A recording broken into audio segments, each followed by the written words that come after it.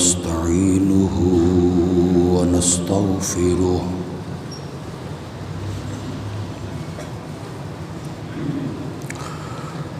ونعوذ بالله من شرور أنفسنا ومن سيئات أعمالنا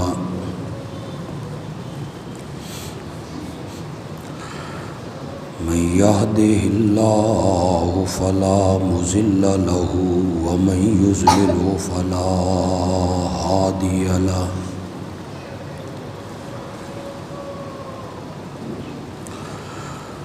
وأشهد أن لا إله إلا الله وحده لا شريك له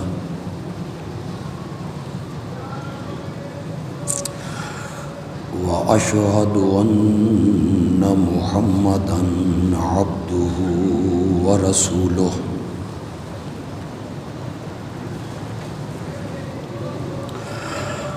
أما بعد فأعوذ بالله من الشيطان الرجيم بسم الله الرحمن الرحيم يا أيها الناس قد جاءتكم موعظة من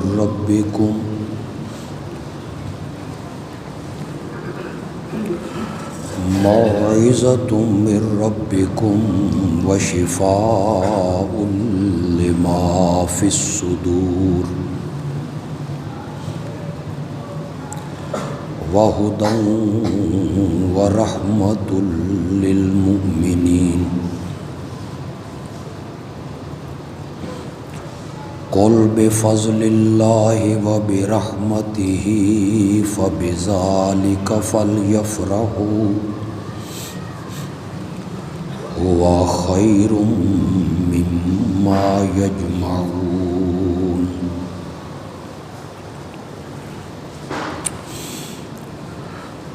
اے لوگو تمہارے پاس تمہارے رب کی طرف سے ایک نصیحت پہنچ چکی ہے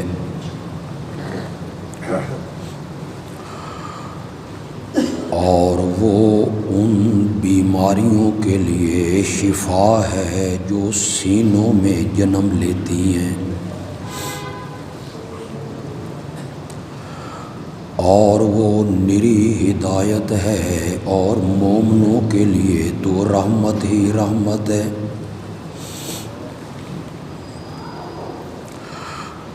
آپ کہیں اللہ کی مہربانی اور اس کی رحمت کے ساتھ اس کے ملنے کی وجہ سے انہیں خوش ہونا چاہیے۔ وہ چیز اس مال و دولت سے بہتر ہے جو وہ اکٹھی کرتے ہیں۔ اللہم صلی علی سیدنا و مولانا محمد النبی الامی وعلی آلہ وأصحابہ وأزواجہ وأہل بیتہ وبارک وسلم ثم صلی علیہ۔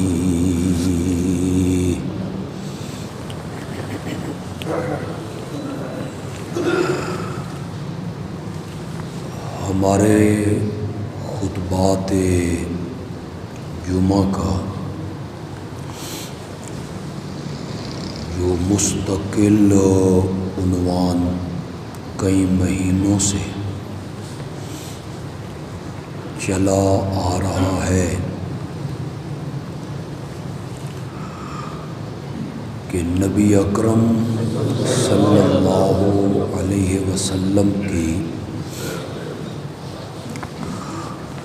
سیرت کا سب سے نمایاں اور اہم پہلو یہ ہے کہ آپ نے جن کاموں کے کرنے کا امت کو حکم دیا آپ نے خود اس پر عمل کر کے دکھایا۔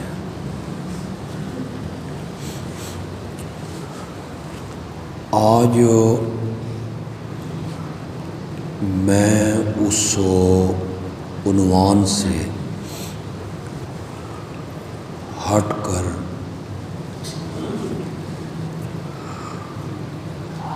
وقت کی مناسبت سے قرآن مقدس کی عظمت، فضیلت اور تعلیم و تعلم کے بارے میں کچھ گفتگو کرنا چاہوں گا۔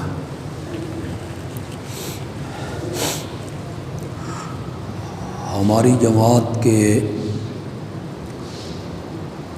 جو مدرسے ہیں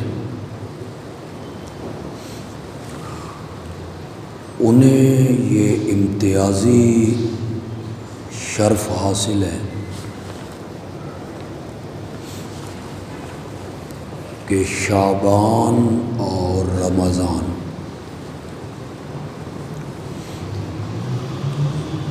ان 2 مہینوں میں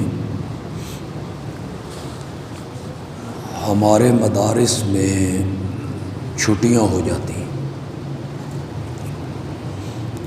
نصاب مکمل ہو جاتا ہے، امتحان ہو جاتے ہیں۔ کل سے انشاءاللہ وفاق المدارس کے پیپر شروع ہو رہے ہیں، تو ان چھٹیوں سے فائدہ اٹھاتے ہوئے جو ہماری جماعت کے مدارس ہیں وہ 45-50 دنوں میں ترجمہ قرآن اور تفسیر قرآن کی ایک کلاس لگاتے ہیں۔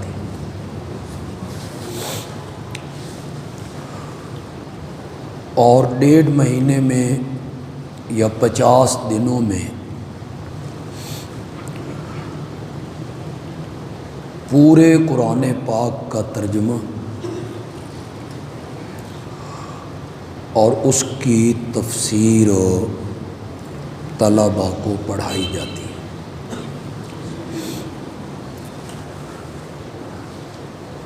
ارد گرد کے علاقوں سے لوگ اس میں شامل ہوتے ہیں، دور دراز کے علاقوں سے کئی نوجوان کالج کے، یونیورسٹیوں کے یہاں آ جاتے ہیں۔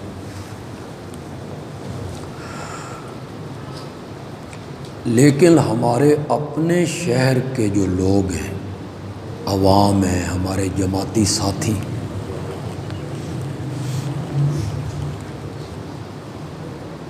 ان کی تعداد اس طرح نظر نہیں آتی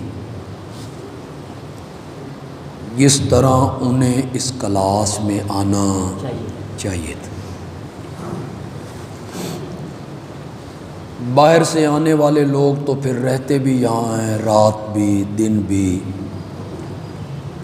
کھانا بھی مطبخ کا کھاتے ہیں۔ یہاں کے رہنے والوں کو تو سہولت ہے کہ 5 گھنٹوں کے لیے آنا ہے اور قرآن کا ترجمہ اور تفسیر پڑھ کے اپنے گھروں کو پلٹ جانا ہے۔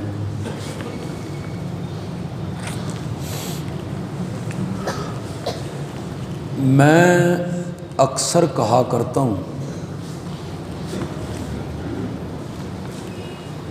کہ قرآن دنیا کی عظیم کتاب ہے۔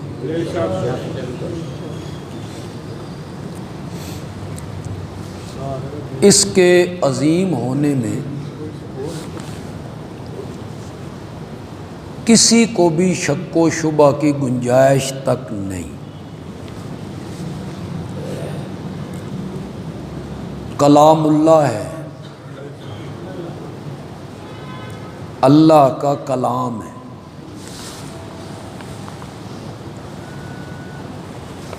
متکلم اپنے کلام میں چھپا ہوا ہوتا ہے،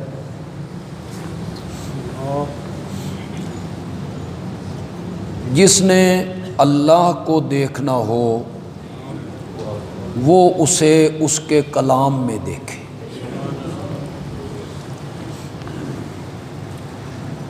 قرآن اس لحاظ سے عظیم کتاب ہے کہ میرے نبی اکرم صلی اللہ علیہ وسلم کے معجزات میں سے سب سے بڑا معجزہ ہی قرآن ہے۔ سب سے بڑا معجزہ جو ایک امی کی زبان سے نکل رہا ہے، جس نے 40 سال کبھی تقریر نہیں کی، خطاب نہیں کیا، اس کا استاد کوئی نہیں، وہ شاگرد کسی کا نہیں، وہ کسی مکتب میں نہیں گیا، وہ اپنا نام لکھنا نہیں جانتا، اس کی زبان سے اچانک ایسا کلام نکلنے لگ گیا جس نے دنیا کے خطباء اور متکلمین اور شاعروں کو چیلنج کر دیا، فَأْتُوا بِسُورَةٍ مِّن مِّثْلِهِ ان کنتم صادقین۔ اگر تم اس بات میں سچے ہو کہ محمد یہ کلام خود بناتا ہے صلی اللہ علیہ وسلم، تو میرا نبی تو پڑھنا نہیں جانتا، لکھنا نہیں جانتا، وہ بنا لیتا ہے، تم بھی بنا کے لے آؤ۔ فَإِن لَّمْ تَفْعَلُوا وَلَن تَفْعَلُوا، اگر تم ایسا نہ کر سکو اور تم ہرگز ایسا نہیں کر سکو۔ سب سے بڑا معجزہ ہے۔ جاہلیت کے زمانے میں جو عرب کے بڑے بڑے شاعر تھے، وہ قصیدے لکھتے، شعر و شاعری کرتے، بیت اللہ کی دیوار پہ لٹکا دیتے تھے۔ ان کی وہ شعر و شاعری آج بھی ہمارے مدارس میں پڑھائی جاتی ہے۔ وہ عربی سمجھانے کے لیے، عربی لغت، عربی فصاحت، بلاغت، وہ بڑے بڑے شاعر ہوتے، اس میں بڑی بلاغت ہوتی، فصاحت ہوتی۔ عرب کا جو سب سے بڑا شاعر تھا نا، وہ آتا، ان شعروں کو پڑھتا، قصیدوں کو پڑھتا اور نمبر تقسیم کرتا تھا۔ اس کا پہلا نمبر ہے، اس کا دوسرا نمبر ہے، اس کا تیسرا نمبر ہے۔ جب سورت کوثر اتری نا، ایک صحابی نے سورت کوثر لکھ کر وہاں لٹکا دی۔ اب سورت کوثر کے جو ظاہری الفاظ ہیں، عربی ہماری مادری زبان نہیں ہے نا، ہمیں کیا پتہ ہے کہ اس میں کتنی فصاحت ہے، بلاغت ہے، کلام کی ندرت ہے، ہم کیا جانے، یہ تو عرب کے لوگ جانیں گے نا۔ اِنَّا أَعْطَيْنَاكَ الْكَوْثَرَ فَصَلِّ لِرَبِّكَ وَانْحَرْ إِنَّ شَانِئَكَ هُوَ الْأَبْتَرُ۔ یہ تو وہ جانیں گے کہ اس میں فصاحت کتنی ہے، بلاغت کتنی۔ لیکن اس کے جو معنی ہیں اور اس کا جو مفہوم ہے، خدا گواہ ہے 3 آیتیں وہ بھی بڑی چھوٹی چھوٹی اور مختصر ہیں. آپ یقین کریں اللہ نے پورے قرآن کے مضامین کے سمندر کو سورت کوثر کے کوزے میں بند کر کے رکھ دیا. سارے مضمون اللہ نے سورت کوثر میں بیان کیے جن کو 30 پاروں میں اللہ نے بیان کیا. یہ ہے قرآن کا معجزہ، یہ ہے قرآن کی فصاحت، یہ ہے قرآن کی بلاغت. اس کے معنی میں بڑی فصاحت ہے، بڑی بلاغت ہے، بڑی ندرت ہے، بڑی وسعت ہے. وہ بڑا شاعر جب آیا اس نے پڑھا، اس کے قدم رک گئے، اس نے پھر پڑھا. اب آپ اس کی شعر و شاعری کا اندازہ لگائیں کہ وہ خود کتنا بڑا شاعر ہے. تیسری مرتبہ پڑھا نا، اس نے قلم لیا اور قلم لے کے آگے ایک جملہ اس نے لکھا. اس کا میں ترجمہ نہ کروں تو تب لطف آئے گا. بڑے آسان لفظ ہیں، آپ سمجھ جائیں گے. اِنَّا أَعْطَيْنَاكَ الْكَوْثَرَ فَصَلِّ لِرَبِّكَ وَانْحَرْ إِنَّ شَانِئَكَ هُوَ الْأَبْتَرُ. اس نے آگے لکھا وَاللَّهِ مَا هَذَا كَلَامُ الْبَشَرِ. مجھے کعبہ کے رب کی قسم ہے یہ کسی انسان کا کلام نہیں ہو سکتا. تو میرے نبی کے معجزات میں معراج والا معجزہ بھی تو ہے، معمولی ہے. چاند کا 2 ٹکڑے ہو جانا کوئی معمولی معجزہ ہے. لیکن سب سے بڑا معجزہ جو اللہ نے میرے نبی کو عطا کیا وہ قرآن کی شکل میں عطا کیا. یہ سب سے بڑا معجزہ ہے. اس کے میرے پاس بہت دلائل ہیں. اس کی فصاحت، بلاغت، ایک امی کی زبان سے ادا ہونا. نبیوں کو اللہ نے معجزے دیے ہیں، قرآن نے اس کا تذکرہ کیا. حضرت سلیمان کا تخت ہوا میں اڑتا تھا، حضرت داؤد کے ہاتھ میں لوہا موم ہوتا تھا، حضرت موسیٰ کی لاٹھی سانپ بنتی تھی، حضرت عیسیٰ مادر زاد نابیناؤں کو بینا کر دیتے تھے. یہ سب باذن اللہ. اللہ نے نبیوں کو ان کی صداقت کے لیے معجزے دیے. قرآن نے ان معجزوں کا ذکر کیا ہے، لیکن سب نبیوں کے معجزے عملی تھے. میرے آقا کا معجزہ علمی تھا، ان کے معجزے عملی تھے، اور میرے نبی کا معجزہ کیا تھا؟ علمی. اب آپ کہیں گے علم اور عمل میں کیا فرق ہے؟ تو میں کہوں گا علم اور عمل میں فرق یہ ہے کہ عمل موت کے ٹائم ختم ہو جاتا ہے. بندہ مر گیا، اس نے نماز نہیں پڑھنی، روزہ نہیں رکھنا، حج نہیں کرنی، زکوٰۃ نہیں دینی، عمل ختم. علم باقی رہتا ہے شاگردوں کی شکل میں، علم باقی رہتا ہے تصنیفات کی شکل میں. استاد چلا گیا، اس کے شاگرد باقی. وہ کوئی تحریر کر گیا، کوئی تفسیر لکھ گیا، حدیث کی کوئی تشریح لکھ گیا. وہ علم کیا ہے؟ علم موت سے ختم نہیں ہوتا، عمل موت سے ختم ہو جایا کرتا ہے. سب نبیوں کے معجزے عملی تھے. حضرت سلیمان کا تخت اب ہوا میں نہیں اڑتا،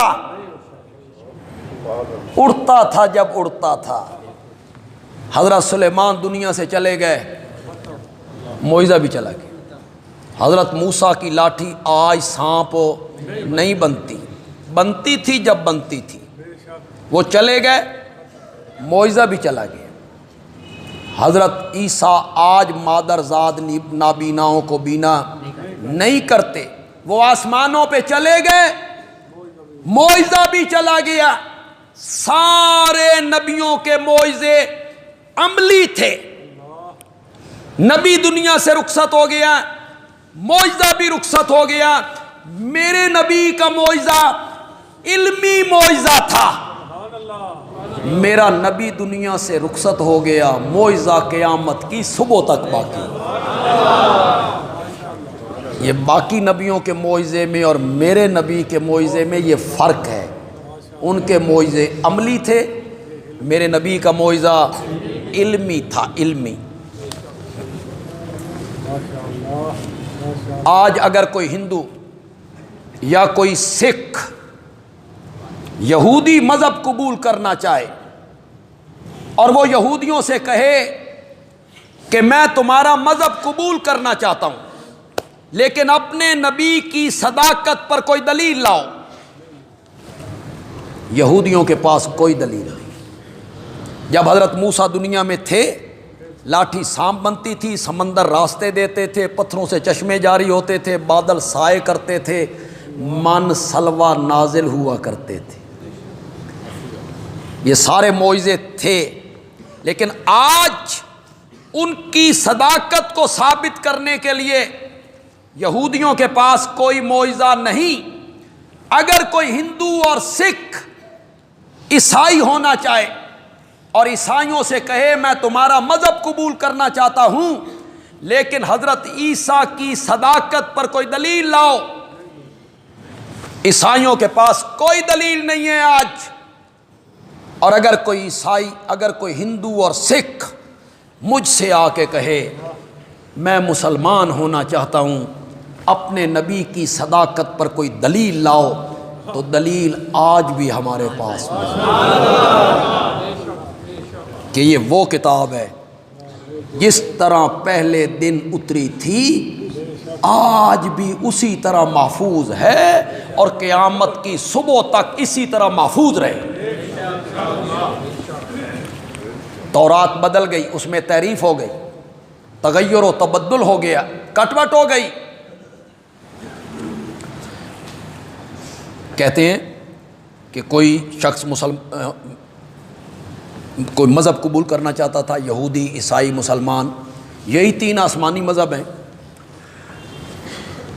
تو اس نے تجربہ کرنا چاہا۔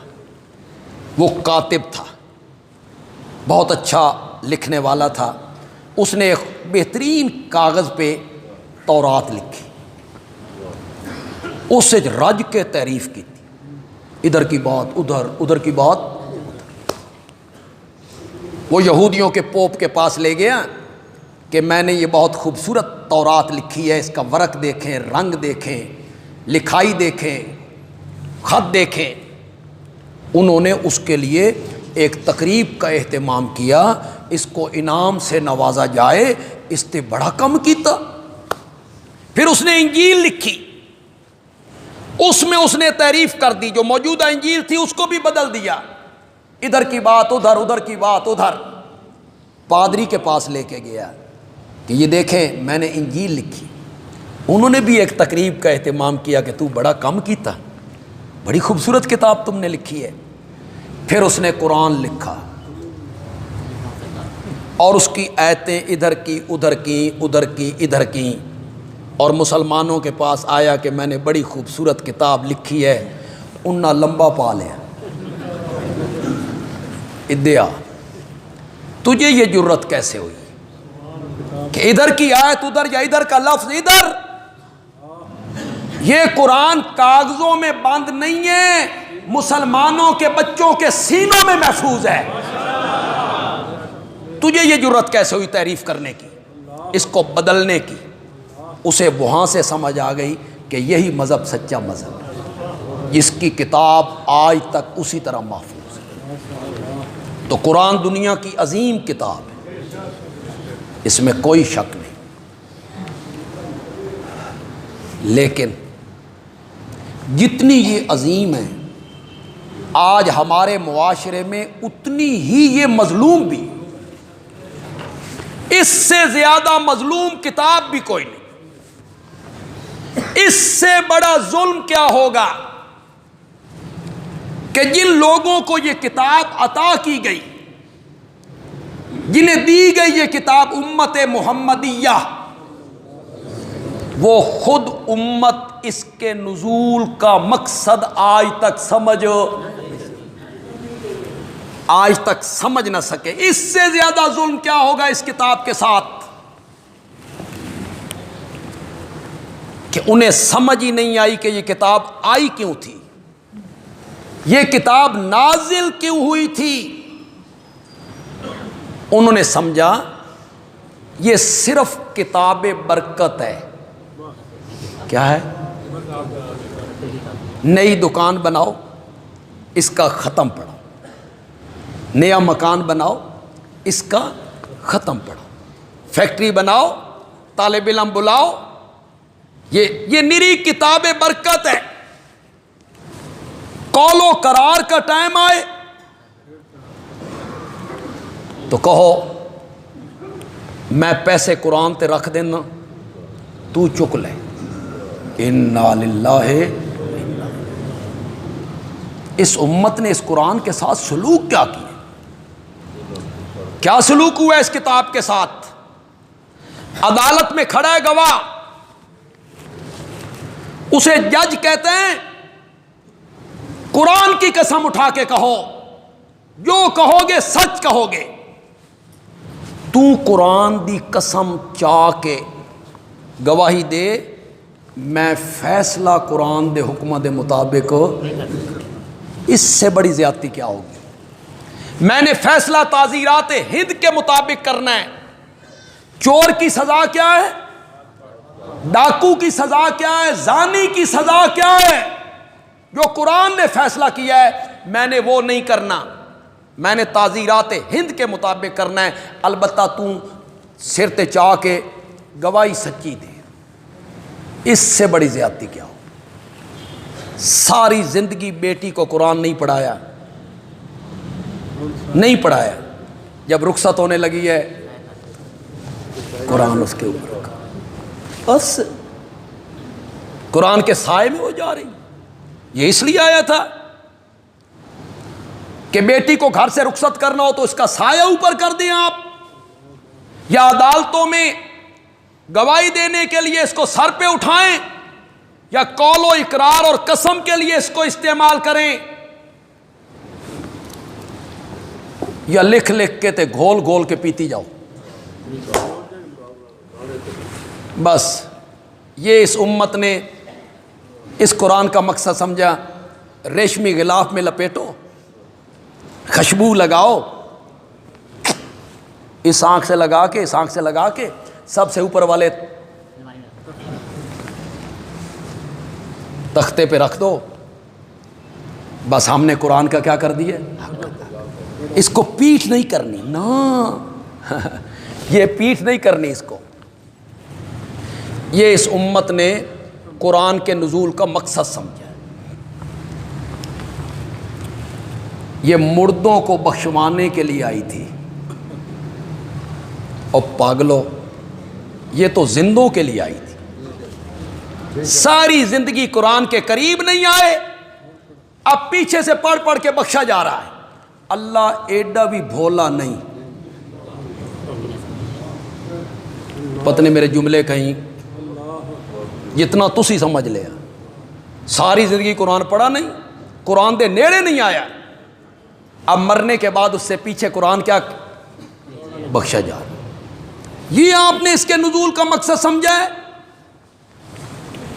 جتنے لوگ یہاں بیٹھے ہو، سچی سچی بات کرنا، اگر کوئی آدمی کسی کا بیٹا چلا جائے سعودیہ، پھر وہاں جا کے گم ہو جائے، پتہ ہی نہ ہو کہ میرا بیٹا کہاں چلا گیا، ماں تڑپے، کئی سالوں کے بعد وہ اپنے والد کو خط لکھے عربی میں، کہ والد حیران ہوں گے کہ میرا بیٹا عربی میں خط لکھ رہا ہے۔ خط آیا والدین کے ہاتھ میں، ماں باپ کے ہاتھ میں، لکھا بھی گیا مدینے سے، تو یہ کیا کریں گے؟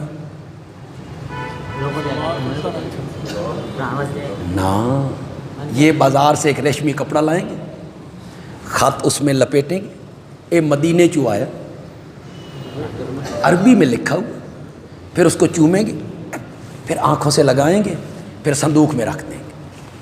کریں گے؟ بولتے کیوں نہیں ہو؟ کریں گے؟ یہ آئیں گے مولانا کے پاس، مسجد کے خطیب کے پاس. بیٹا گیا سعودی عرب، پاگل نے عربی میں لکھ دیا ہے، ہوں اس دی ماں کدائی نہیں کھلوندی. وہ کہتی ہے خط سمجھاؤ میرے پتر لکھیا کیے. اسے چین نہیں آتا، کھانے کا اسے ہوش نہیں ہے، نیند نہیں آتی اسے. وہ کہتی ہے مجھے بتاؤ میرے بیٹے نے کیا لکھا ہے. تے مولوی جی ہو تے غلطی کر بیٹھا تے تسی اس دا ترجمہ کرو تے دسو. مولانا نے خط پڑھا، وہ جدید عربی تھی، جدید عربی، اور ہم پڑھے ہوئے ہیں قدیم عربی. مولوی صاحب نے کہا اے جدید عربی ہے، اے ساڈی سمجھوں. ہر زبان میں کچھ لفظ ایسے آ جاتے ہیں جو اصل لغت میں نہیں ہوتے ہیں، تو بولی بولتے ہیں لوگ. وہ کہیں لطیفہ ہے بھائی، پانی پلا رہے ہیں حاجیوں کو، عربی جب قلت ہوتی تھی پانی کی تو حاجی مویا. اب ماں ان کو اس نے کیا کہا؟ مویا. حاجی مویا. ایک ہماری کوئی جٹنی تھی اس علاقے کی، اس نے کہا حاجی کیوں مویا؟ تو مویا نال تیرا پیو مویا، حاجی کیوں مویا؟ اب اس نے مویا دوسرا سمجھ لی، اس نے ماں ان کو کیا کر دیا؟ مخفف کر دیا، مویا. تو جدید عربی، اس میں ہم عربیوں کی جب بولی ہماری سمجھ میں ککھ نہیں آتا، یہ کیا کہہ رہے ہیں. نہ اس میں مذکر کا نہ مؤنث کا کوئی لحاظ وہ نہیں کرتے. ہم تو لحاظ کریں گے کہ یہ مذکر کا صیغہ بولنا ہے، مؤنث کا صیغہ، وہ بولتے چلے جائیں گے. یہ گیا، اس نے اپنی بیوی سے کہا کرما لیے، وہ مولویوں نہیں جواب دے گی، وہ دن میں میری سمجھ نہیں ہے. بیوی کہے گی یونیورسٹی جا، عربی کے کوئی پروفیسر ہیں، لیکچرر، وہ جدید عربی جانتے ہیں، ان سے ترجمہ کروا کے لا. اس نے کہا میرے کو سر کھڑکن دا ویل نہیں، دکان بھی کھولنی ہے، دفتر بھی جانا، ٹھہر جا کل کر لیں گے. کرنے دے گی؟ وہ کہے گی دکان جائے بھاڑ میں، میرے بیٹے نے لکھا کیا ہے مجھے بتا. جب تک اس خط کا ترجمہ نہیں سمجھ آئے گا کہ بیٹا خیریت سے ہے، کہاں ہے، کیا کرتا ہے، کیا لکھا ہے، والدین کو آرام نہیں آئے گا. اور لوگو، یہ قرآن اللہ کا خط ہے تمہارے نام، یہ اس نے خط لکھا ہے تمہارے نام. بیٹے کے خط کو سمجھنے کے لیے تڑپتے رہتے ہو، اس کو سمجھنے کے لیے کوشش نہیں کرو گے کہ رب تم سے کہنا کیا چاہتا ہے. رب تمہیں خطاب کرتا یا ایھا الذین آمنو، نہیں کرتا. خدا دی قسم اتنی ویری، یا ایھا الذین آمنو، اے ایمان والو. یہ کن سے خطاب کر رہا ہے اللہ؟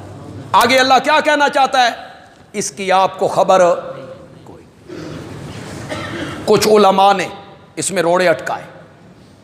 علماء نے کہا قرآن کا ترجمہ ہر بندے کو نہیں پڑھنا چاہیے، اس کے لیے 17 علموں کی ضرورت ہوتی ہے.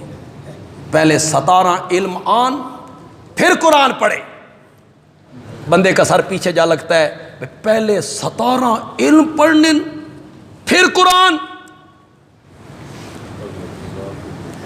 یہ بڑی مشکل کتاب ہے، ہر ایک کے پڑھنے کی بس کی بات نہیں، سمجھنے کے بس کی بات نہیں.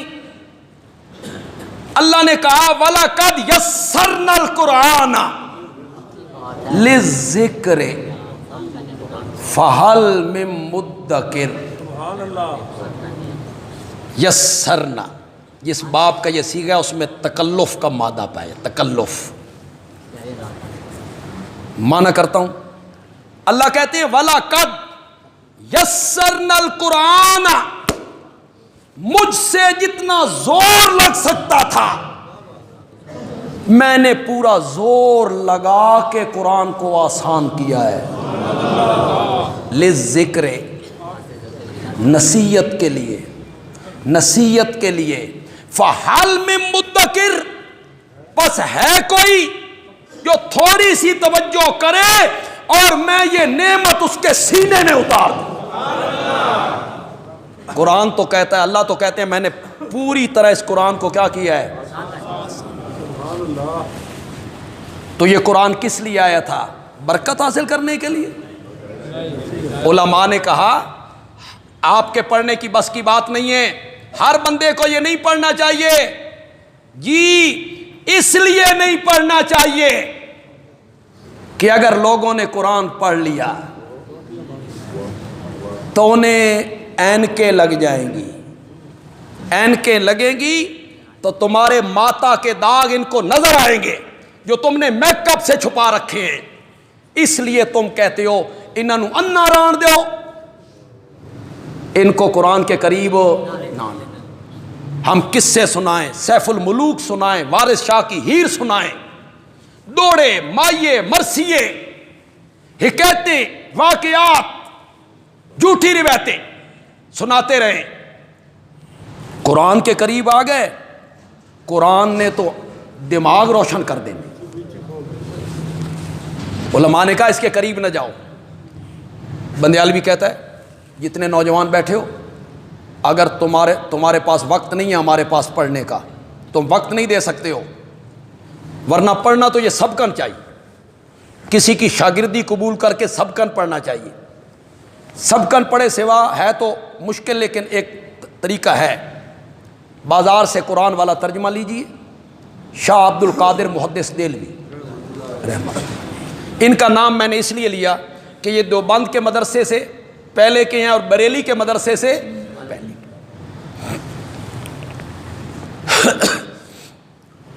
میں کچھ باتیں جو میرے کلپ وائرل ہوتے ہیں ان میں ایک میرا کلپ تھا جس میں میں نے کہا تھا دیوبندی بریلوی کسی مذہب کا نام نہیں ہے، یہ مذہب نہیں ہے، نجات کا دار و مدار دیوبندی ہونے پر اور بریلی ہونے پر نہیں ہے۔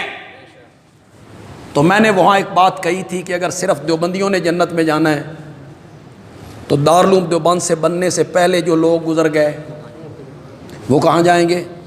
اور آج بھی جو سعودی عرب میں ہیں، مصر میں ہیں، سارے علاقوں میں ہیں، وہ تو دیوبندی نہیں، نہ وہ بریلوی نے، تو وہ کہاں جائیں گے؟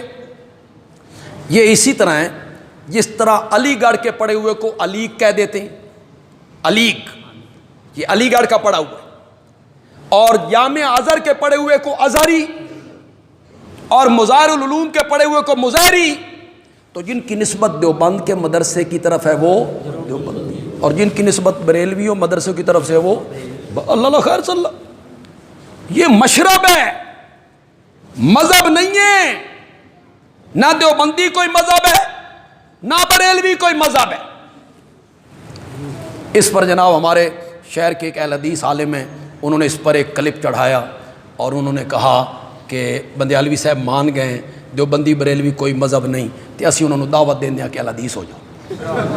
واہ، میں نے یہ کہا کہ میرے پاس مذہب نہیں، ہم اہل سنت والجماعت ہیں، ہم اہل سنت والجماعت ہیں، اور امام اعظم امام حنیفہ کے مقلد ہیں۔ اور انہوں نے ایک عجیب بات کہی، انہوں نے کہا کہ نبی پاک کے زمانے میں جب حدیث بیان ہوتی تھی تو مسلک اہل حدیث تو اس وقت بھی تھا، مسلک اہل حدیث، لفظ سنے ذرا، مسلک تو ایک محدود ہے، مسلک اہل حدیث تو اس وقت بھی تھا۔ میں چونکہ اس کا جواب نہیں دینا چاہتا تھا، اس لیے نہیں دینا چاہتا کہ میرا تو مقصد تھا اختلاف کو ختم کیا جائے، وسیع نہ کیا جائے، تو پھر میرا کلپ ان کا کلپ، میرا کلپ ان کا کلپ، تو میں تھوڑا جا مصروف آدمی ہاں، تو میرے کو تو وقت کوئی نہیں اتنا کہ میں اسی چکر میں پڑا رہوں۔ میں نے کہا واہ، حدیث جب سے حدیث تھی اس وقت سے مسلک اہل حدیث تھا. کیا بات ہے جی، جب سے حدیث تھی اس وقت سے مسلک اہل حدیث تھا.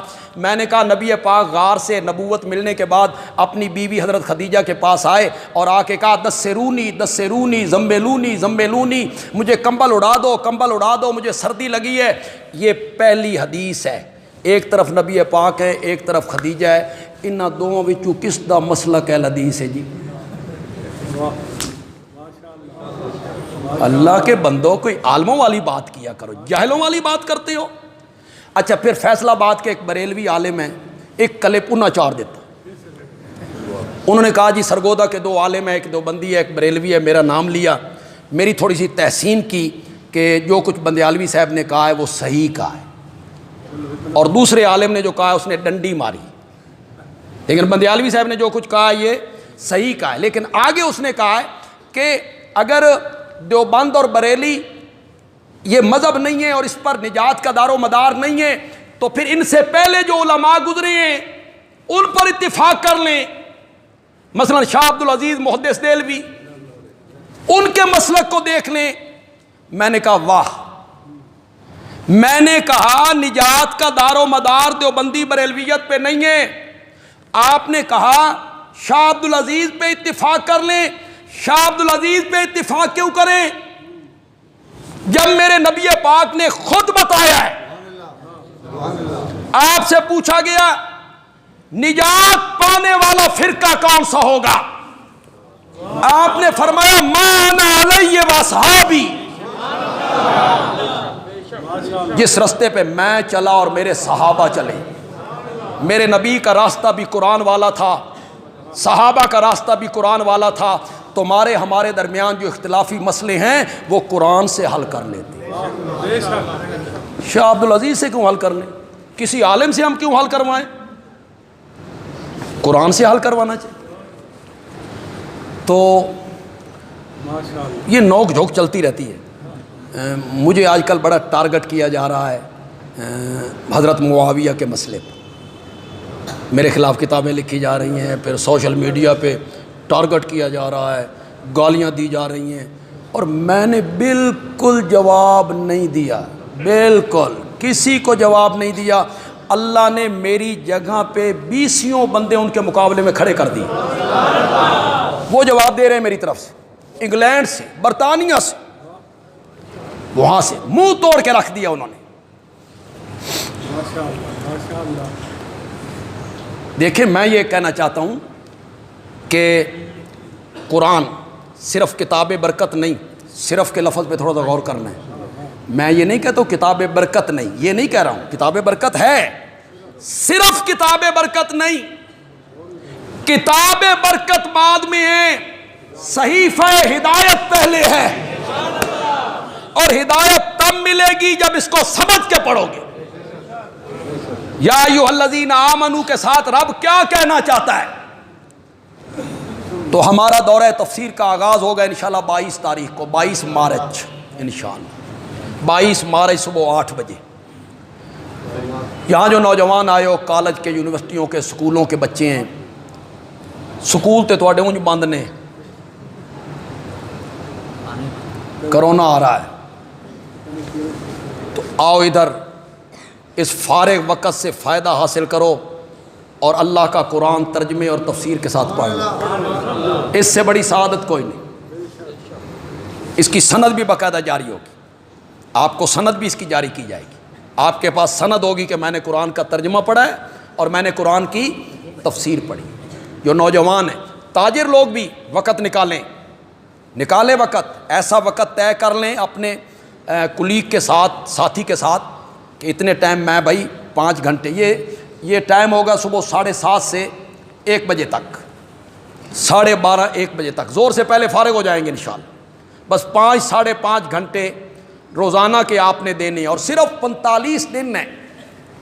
45 دنوں میں اگر اللہ کے قرآن کے ساتھ تعلق قائم ہو جائے.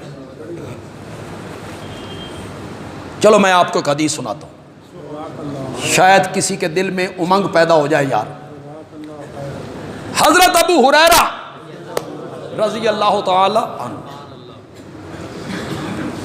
سب سے زیادہ حدیثیں وہ روایت کرتے ہیں میرے نبی سے. فرماتے ہیں اس کی ایک وجہ یہ تھی کہ آپ نے مجھے دعا دی تھی، اور ایک وجہ یہ تھی کہ صفہ کے جو لوگ تھے نا وہ کچھ کھانے پینے تجارت کے لیے کبھی باہر چلے جاتے تھے، اور میں ہر وقت خدمت محمد مصطفیٰ میں پڑا رہتا تھا صلی اللہ. میں کہتا تھا میں بازار چلا جاؤں، پیچھے آپ کوئی موتی رولیں، سننے سے رہ نہ جائے. بعض اوقات میں بھوک کی وجہ سے بے ہوش ہو جاتا، لوگ سمجھتے مرغی ہے، میں پڑا ہوتا تھا لیکن بھوک کی وجہ سے. ایک دن میں پڑا تھا، حضرت صدیق اکبر آئے، میں نے ایک آیت کا معنی پوچھا جس کا مفہوم یہ بنتا تھا بھوکھیاں نو کھانا کھوایا کرو. انہوں نے معنی بتایا، چلے گئے. حضرت عمر آئے، میں نے آیت کا معنی پوچھا، انہوں نے معنی بتایا، چلے گئے. آقا نامدار آ گئے صلی اللہ علیہ وسلم. میں نے آیت کا معنی پوچھا، آپ مسکرائے، فرمایا اللہ کا جون لگدا بھوک لگی ہے، چل میرے نال. اٹھایا، مسجد میں لائے، گھر بندہ بھیجا، کوئی چیز ہے میرے مرید نو بھوک لگی. یہ مرید کا لفظ میں نے جان بوجھ کے بولا، پیر انج ہوندے نے، مرشد ایسے ہوتے ہیں. ہمارے گھر آؤ گے تو کیا لاؤ گے، ہم آپ کے گھر جائیں گے تو کیا دو گے. یہ چکر لگاتے ہیں مریدوں پر، ایک کٹا کھول دے، ایک بچی کھول دے، ایک بکری کھول دے. وہ آگے جٹ سمجھتا ہے اگر میں نے کھول کے نہ دی نا انہ دی آ پہ جائے گی تو میں بالکل ختم ہو جاؤں. وہ بتائے ہوئے نا کہ ہماری پھو میں بڑا اثر ہے اور ہماری چھو میں بڑا اثر ہے، اساں پہنچی ہوئی سرکار ہاں، ساڈا رب نال تعلق ہے. تو وہ بیچارہ کھول کے دے دیتے. ایک ڈاکو ہوتا ہے جو پستول رکھ کے کہتا ہے بھی کھول دے. ایک یہ ہے. اللہ اکبر. میرے نبی نے گھر بندہ بھیجا، مرشد نے اپنے گھر بندہ بھیجا. میرے مرید نو بھوک لگی ہے، کوئی شے ہے، دودھ کا ایک پیالہ آیا. حضرت ابو ہریرہ کہتے ہیں میں خوش ہو گیا، بے میرا تے پیٹ بھر جائے گا. میرے آقا نے کہا صفہ والے سارے طالب علموں کو بلا کے لا. وہ 200-250. میں نے کہا ایک پیالہ. پھر میں نے دل میں سوچا شروع تو میرے تو ہی کرنا نے نا، تجھے بچ گیا تو وہ بھی پی لین گے. لیکن جب وہ آ گئے تو آپ نے مجھے کہا ابو ہریرہ انہاں نو پیوا. سارے پی گئے، پیالہ لبالب بھرا ہوا ہے. یہ میرے نبی کا معجزہ ہے، بھرا ہوا ہے. آپ نے فرمایا ابو ہریرہ پی. میں نے پی، آپ نے فرمایا اور پی. میں نے اور پی، آپ نے فرمایا اور پی. میں سیر ہو گیا. سب سے آخر میں مرشد نے پیا. پتہ نہیں سمجھو کہ نہیں سمجھو. سب سے آخر میں مرشد نے پیا. یہ حضرت ابو ہریرہ رضی اللہ تعالی عنہ. ایک دن انہیں میرے آقا نے کہا ابو ہریرہ مانگ مجھ سے کیا مانگتا ہے. اللہ اکبر، بڑی آفر ہے بھائی. آفر کرنے والا کون ہے؟ آفر کرنے والا کائنات کا آقا، تاجدار دو عالم، رحمت للعالمین ہے. مانگ مجھ سے کیا مانگتا ہے؟ اس درویش نے مانگا تو کیا مانگا؟ نہ زمین مانگی، نہ کوئی قطع مانگا، نہ کوئی باغ مانگا، نہ کھجوریں مانگی، نہ کوئی سواری مانگی. کہتا ہے اوصنی یا رسول اللہ، اللہ کے پاک پیغمبر من کوئی نصیحت کر دو، کوئی نصیحت کر دو.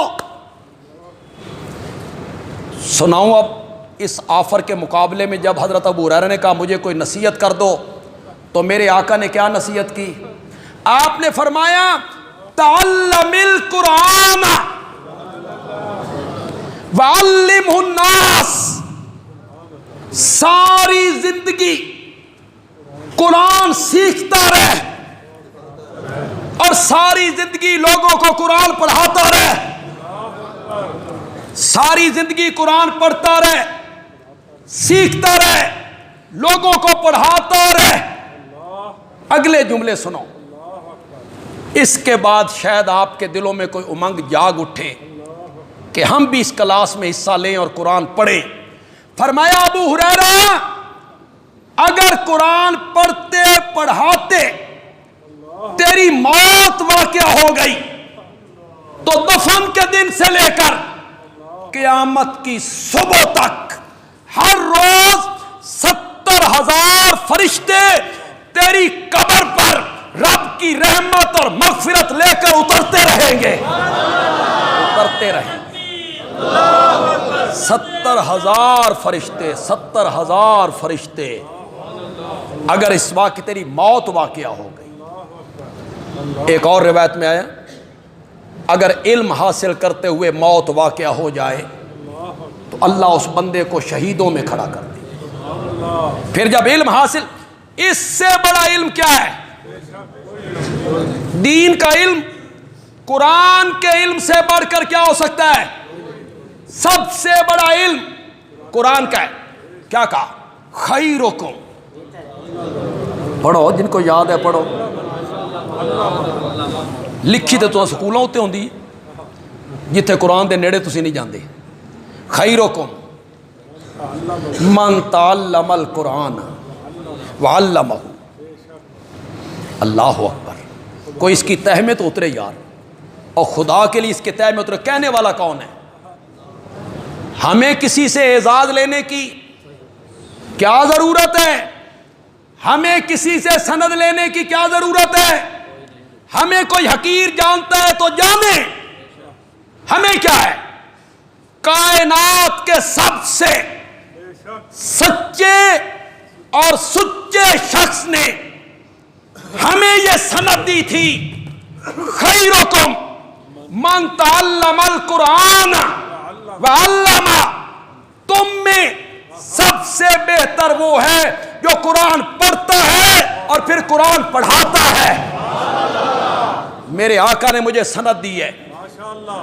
اور یہاں آپ نے توجہ کی، پڑھنے والوں کا ذکر پہلے کیا، حالانکہ استاد کا ذکر پہلے کرنا چاہیے تھا نا، یہاں طالب علموں کا ذکر پہلے کیا۔ خیرکم من تعلم القرآن وعلمہ، جو تم میں سے قرآن پڑھے، علم حاصل کرے، جو تم میں سے قرآن پڑھتا ہے اور قرآن پڑھاتا ہے، خیرکم، تم میں بہتر وہی۔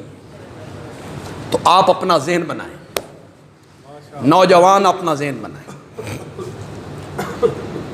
قرآن سے اپنی نظریں گزاریں تو صحیح یار۔ ایک ایک آیت سے آپ گزریں گے، ایک ایک حصے سے آپ گزریں گے، اس کا ترجمہ آپ دیکھیں گے، اس کی تفسیر آپ پڑھیں گے۔ اس میں خواتین کے لیے بھی انتظام ہوگا، مستورات کے لیے بھی۔